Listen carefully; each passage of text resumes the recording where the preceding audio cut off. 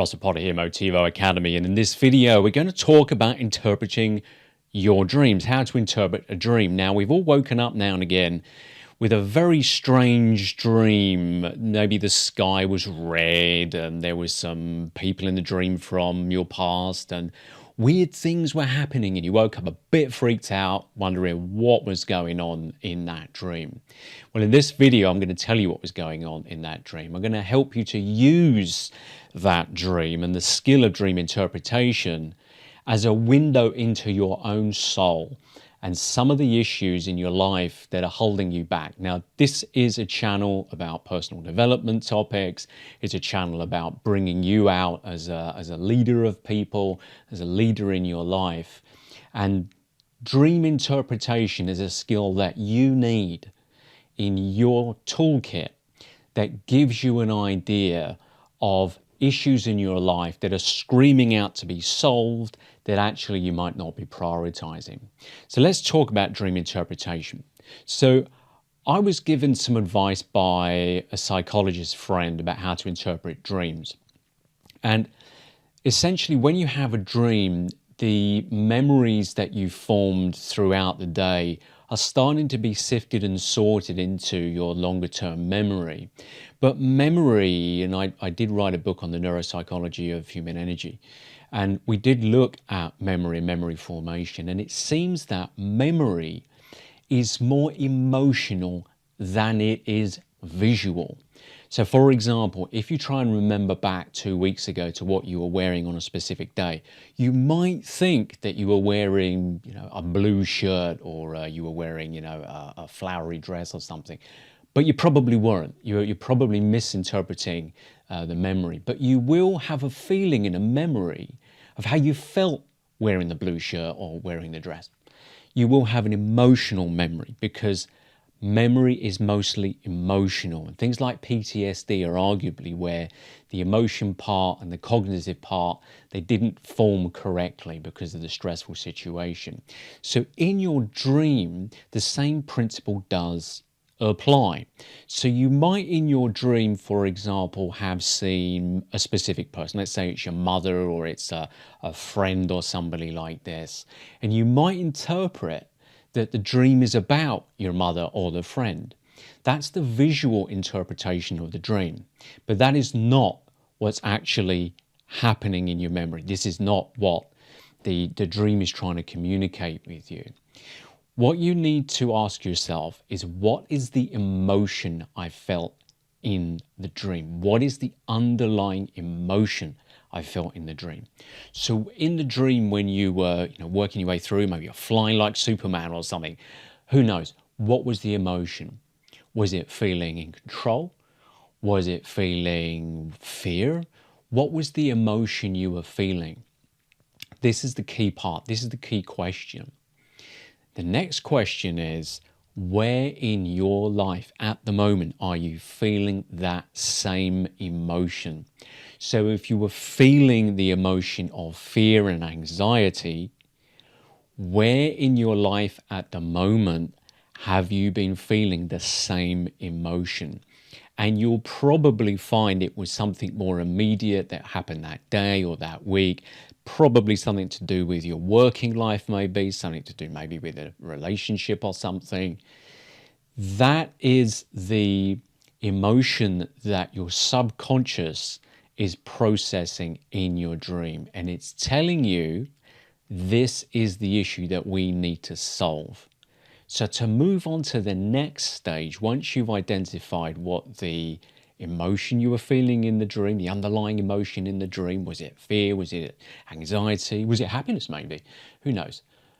Where in your life have you been feeling that emotion recently? That is the next key question. Forget the visual aspects of it, forget who is in the dream. It's not about that, it's about that emotion. And I guarantee you, once you identify that emotion, you will also identify that same emotion in your real life that you've experienced recently. So I'm a coach and an executive coach. I work with executives around the world. And part of what I do is identifying how the person feels, where that emotion is coming from. So For you, now that you know the emotion that is being communicated to you through your dream, the one that your brain is telling you, hey, this is the important one, we need to solve this problem. The question for you is where you're feeling that in your life and how do we resolve that issue? So once you identify where you're feeling that in your life, it might be a problem at work, an argument with a coworker, it might be a project that's going a little bit out of control or something like this. Then the key question is, how do I feel about this problem right now? What can I do to get control of this situation? What would make me feel more confident about this issue?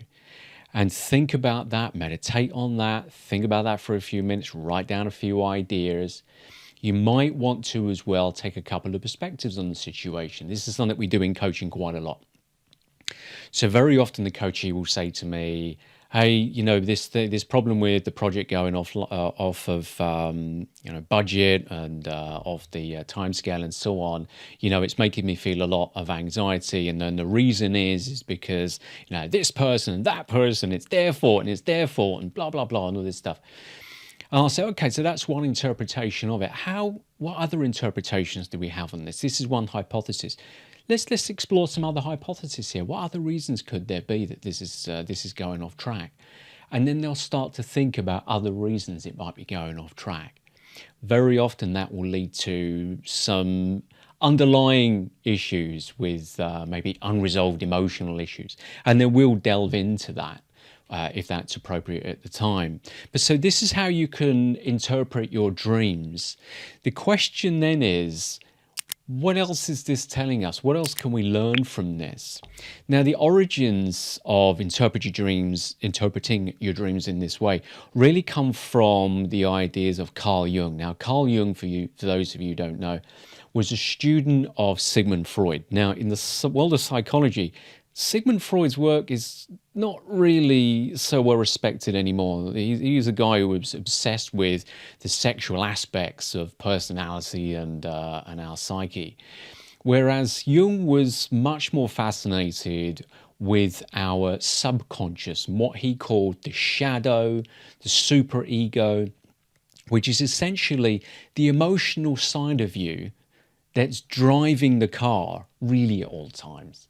There's a cognitive side of you, which cognitive behavioral therapy would be more interested in. But there is a subconscious side of you, which is basically just all the memories that have been formed over your lifetime. But they're driving the car. Now, the subconscious memory, it's subconscious because it's faster to act like that, and that's for survival reasons. You don't have to think through everything. You don't have to think through whether that's a snake or not. You don't have to think through whether you should be eating, you know, that berry or not, because it might be poisonous. So we form memories over time, and that forms part of what we call the subconscious. It's driving the car, steering you around so that you can navigate with your conscious mind. Unfortunately, for many of us, and basically everybody, that subconscious mind, or what Jung would have described as the superego or even the shadow, which is more of the dark side of that subconscious mind, is driving the car. Now, the good thing, if you can learn to interpret your dreams, is you're starting to meet the driver of the car. Now, in coaching, in executive coaching, what I'll often do is if I see repeated behaviors, if I see the same problem coming up several times over a period of time, as described by the person I'm coaching, I'll ask them, where do you think that's coming from? And usually they would say a memory, usually from childhood. Not always, but usually a memory from childhood. What we will then do, if they agree and if they're feeling courageous, then we will start to look at the inner child. We will do inner child coaching or inner child work. What this involves is essentially going back, meeting the driver, which is the kid that was left behind when the event happened and maybe the emotional growth stopped. We will then go back and meet that person again. And that person will, in their mind, go back, meet the person again, meet the child again, the inner child again, give them a hug, give them some support, tell them they're loved, and they'll be safe, they're looked after. Now, that's very easy to say, and it's extremely difficult to do in a coaching session. I wouldn't recommend you do it on your own. I recommend actually you reach out to a counseling psychology if you ever want to do that, a counseling psychologist if ever you want to do that, because it's an extremely powerful emotion when you do eventually meet your inner child, or this superego, or the shadow part of yourself. It's extremely emotional. It's like putting your hand on a live wire of a railway track. It was for me, and it's like that for a lot of people I coach. There are tears, there is a lot of emotion, there's sometimes a lot of anger. So it's best to do that with a counseling psychologist or someone like myself who does this with coachees.